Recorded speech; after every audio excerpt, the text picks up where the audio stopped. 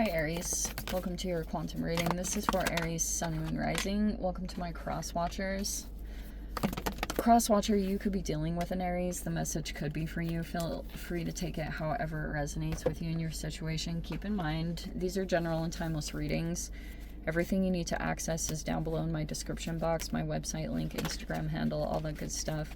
Never give your power away over to these readings. You're in full control over your own life choices and decisions. And thank you guys so much for liking, subscribing. Thank you for all the ways you have just been here and supported the channel. And let's go ahead and dive in here. Oh, wow. So very first card that popped out is your element. I don't care if you're a Paige or not. For my sanity, I'm just going to go ahead and say that to you. Whatever your gender is or anything. Oh, wow. 5 of Cups. All right, there may be some times, it's okay, everyone makes mistakes, but there may have been a mistake here. Oh, and we have the Magician. Why does this feel like it's kind of the theme of this? Okay, it feels like there's some regrets here with this person. Who's this Magician? It could be a Gemini, Virgo, or they have those placements. It's someone sitting in a position of power or authority, and I don't know what happened there. There's some kind of regrets that you got tied up with this person or made some mistakes. There's the 10 of Pentacles there in the upright, but there's the Sword in the upright and the Desert in the reverse. Oh, wow. Maybe that's a part of it. Okay. Could feel like a missed opportunity because there's that 10 of Pentacles. It would be. Maybe there's a mistake there. There's the Page of Cups.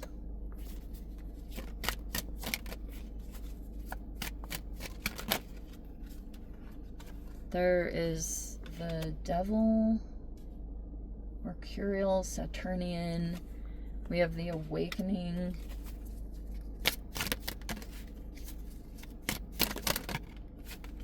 We have the King of Wands. Oh, wow. Okay. There is someone here that feels like they made a mistake or they have some regrets about this situation.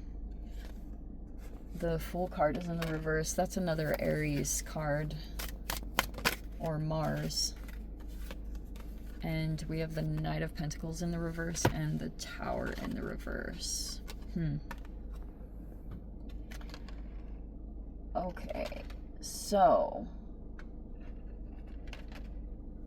of course, basically what's happening,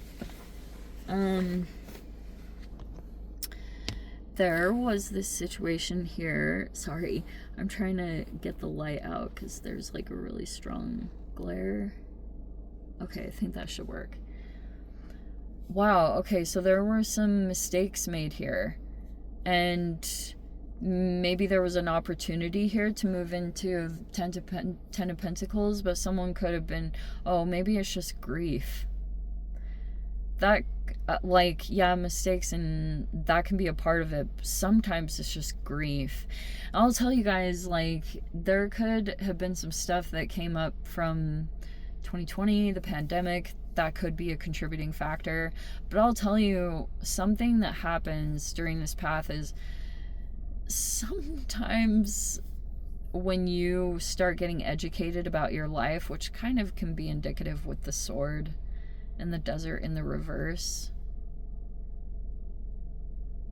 Oh, this could be it. This is how it is. That's Mercury.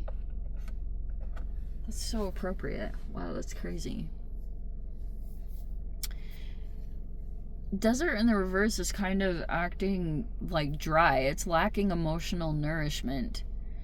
And if that happened in some particular way, like there could be someone here that is very direct in their communications, or I wonder if you connected with them or collaborated with them.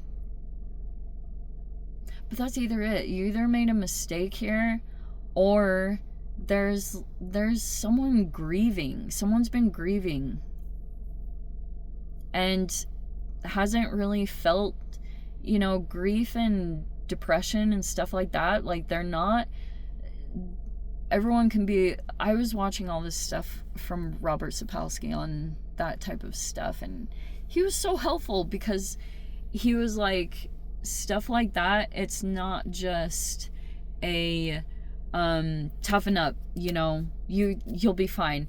It's actually a biological and psychological condition that's almost like diabetes. Like, you can't tell a person, oh, just toughen up your insulin, you know what I mean? Robert Sapolsky had these really cool videos about that, where he talks about like depression is an actual issue that goes on that someone has no control over, and they're literally in like a collapsed state. Grief and sorrow feel kind of similar, because pulling out of it, yeah, I mean, I feel like recovering from the pandemic is just one aspect, but sometimes when you start to elevate in life and you start to gain more knowledge, which is like that mercurial energy, you can connect with someone who's very knowledgeable, you know, like magician is a high in level of intelligence because it's Gemini or Virgo, so they're analysts, and if they're a professional in some capacity or hold like a degree, and you've been going to this particular direction for information about yourself, your life, sometimes you can just grieve a life that you never had, or a version of yourself that would have been created if you were under different living, like a different living condition, or you were born into different circumstances than you were. Like, sometimes when you come to that knowledge and awareness at a particular point in life, you grieve a version of yourself. Like, it can even be a healthy version of yourself. And I feel like it's important to talk about the process, that it, like, you don't always feel like all this energy and stuff to do a bunch of things. And I wonder if there was a person that was dealing with that there was the potential here to move into Ten of Pentacles, right? But like, someone was grieving or healing. I don't want to go too much into a loss opportunity, because I just feel like that's a waste of energy. And yes, I feel like it's important to pull yourself out of the Five of Cups if you ever experience it, when you're like just feeling remorse or regret. It's like, it's done and over with. Whatever happened, and it is what it is. So it's like, try to pull yourself out of it as quickly as possible and say, okay, I learned these lessons, and now I know to do this better and to like handle things. So there's that level of things, and you may want to try to just don't let yourself sit too long in those emotions if you have control over it. Grief is its own animal. I'm like, it comes in waves. I know people have talked about that in different ways, but grief is what it is. And I feel like there's different types of grief. One can be losing someone in life. There's that type of grief. And then the other type of grief is sometimes like breakups or things that don't go the way you hope and expect, and you even go through a level of grieving with that. I feel like sometimes it's even worse when a person is still alive and you just can't like be connected to each other. That's a whole other, the processes of those two types of grief are completely different.